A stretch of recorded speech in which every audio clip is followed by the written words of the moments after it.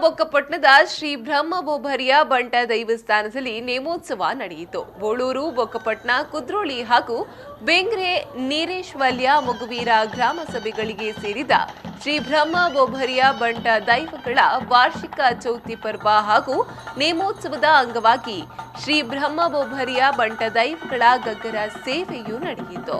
ಮತ್ಸ್ಯ ವೇದರತ್ನ ತೇರೆಬೈಲು ಬ್ರಹ್ಮಶ್ರೀ ವಿಠಲ್ ದಾಸ್ ತಂತ್ರಿಯವರ ಪೌರೋಹಿತ್ಯದಲ್ಲಿ ಧಾರ್ಮಿಕ ವಿಧಿವಿಧಾನಗಳು ನೆರವೇರಿದವು.